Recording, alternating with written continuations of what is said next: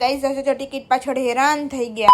જય માતાજી મહાદેવ મિત્રો, વેલકમ બેક ટુ મિસ્ટર અને મિસિસ વાલા મિની વ્લોગ. સવારના વાગી ગયા તો 6 ને હું ને જીજુ નીકળી ગયા તો ભક્તિનગર સ્ટેશન જવા માટે. આપણે લેવાની હતી તત્કાલમાં ટિકિટ, કેમ કે આપણે ખબર ઓલી વેટિંગમાં જ આવશે, નહીં તો મળવાની જ નથી, એટલે આપણે કેન્સલ જ મારી દીધી. પછી આપણે ફોર્મ લઈ લીધું હતું, પછી આપણે ફોર્મ ભરી દીધું હતું. ગાઈઝ આ વખતે ટિકિટમાં બહુ જ મુશ્કેલ છે, એટલે એક આપણે એને એસીમાં ને એક એને સ્લીપરમાં બેમાં એને ફોર્મ ભરી દીધું. પછી ગાઈઝ આપણે પી લીધી હતી ચા. એસીની બધી 10 વાગે ખુલે અને 10 ને 10 તો બંધ થઈ જવાની હતી. એમાં આપણો વારો આવે એવું લાગતું તો નથી. પછી જીજુનો વારો આવ્યો ને 27 વેટિંગ હતી, આપણે એમાં નથી. ગાઈસ પછી 11 વાગ્યાની સ્લીપર ની બારી ખુલી હતી. મેં કીધું આમાં વારો આવી જાય તો ભગવાનની દયાથી સારું. એટલે ગાઈસ આપણને 3 કન્ફર્મ ટિકિટ મળી ગઈ હતી ને એક જ વેટિંગ માં હતી. તમને ખબર જ છે, એ ભાઈ મારા જ ભંભરા એટલે મારી જ વેટિંગ માં. ગાઈસ આજે આપણા ઘરે જેની આવી હતી. ગાઈસ આજનો દિવસ જેની આપણા જ ઘરે રહેવાની હતી. ગાઈસ આપણે થોડા કપડા ઇસ્ત્રી કરવાના હતા, પછી આપણે ઈ કરી લીધા હતા. ગાઈસ આપણે જનીને જમવાનું આપી દીધું હતું. કેરી ખાતી હતી તો મેં જનીને કીધું કાલે તો ઈ ખાધો તો. ગાઈસ એ બે સિર ખાધી હતી ને ગાઈસ આપણે એસી ચાલુ કરીને જનીને મસ્ત ની હુડાવી દીધી હતી. ગાઈસ હું પૂજા નીકળી ગયા હતા માર્કેટમાં શાકભાજી લેવા માટે. ગાઈસ આપણે ઘરે આવીને તો આપણા હસબન્ડ કેટલી બધી શોપિંગ કરીને આવી ગયા હતા. ગાઈસ કેટલું બધું લઈને આવ્યા હતા. ગાઈસ તો પોતાના માટે કપડા ને ડ્રેસ ને બૂટ ને બધું લઈ આવ્યા હતા. પછી ગાઈસ આપણે હસબન્ડ નું પેકિંગ કરવાનું હતું, પછી આપણે મસ્ત નું બધું ગોઠવીને પેકિંગ કરી નાખ્યું હતું. પછી ગાઈસ જનીના ઘરે જતી હતી, પછી આપણે જનીને બે કહી દીધું હતું. ગાઈસ આપણે આપણું પેકિંગ કરવાનું હતું, પછી આપણે હટાડી આપણું પેકિંગ કરવાનું ચાલુ કરી દીધું હતું. ફાઇનલી ગાઈસ રાતના 1:30 થઈ ગયા હતા, પેકિંગ ડન થઈ ગયું. બહુ જ નજર આવતી હતી, બહુ જ થાકી ગઈ. તો ગાઈસ આપણે સુઈ જઈએ. બે ગાઈસ ફરી મળીએ નેક્સ્ટ મિનિટ વ્લોગમાં. ત્યાં સુધી જય માતાજી મહાદેવ.